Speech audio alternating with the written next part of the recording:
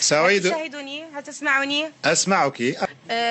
نعم أسمعك. إيطاليا تريد توقيف الهجرة السرية الغير الشرعية، لأنها لا تستطيع وليس باستطاعتها. نعم. تفضلي واصل. اليوم هناك مأساة جديدة إنسانية. سيدة محجوبة، يا محجوبة. نعم. محجوبة، خلينا نطرح عليك سؤال بدون قراءة، لأنك لو تقرأي لن يكون بمثابة حوار. انظري إلى الكاميرا أولا، انظري إلى الكاميرا، لا تنظري تحت، انظري إلى الكاميرا أمامك. إيطاليا تطالب بمساعدات لأنها لا تستطيع مساعدات ثانية. يصل أنا عايز جملة مفيدة، قول لي جملة مفيدة عشان أفهمك. إيطاليا لوحدها لا يمكن أن تفعل شيئا. يجب على أوروبا والمنظمات لمساعدة الهجرة للمهاجرين. لا يوجد. لم أسمعك جيدا.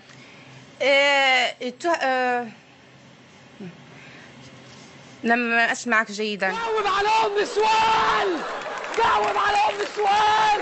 يوه، انتوا كلكم كده، كلكم كده بتجاوبوا على السؤال بسؤال.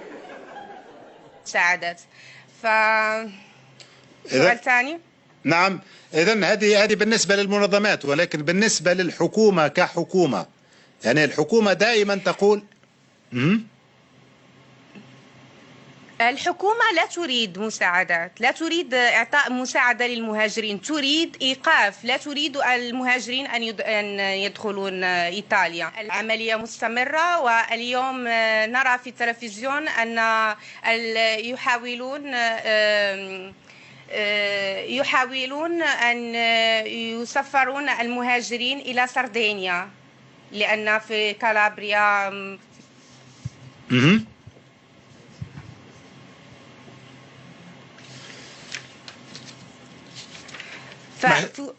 نعم. تفضلي واصلي.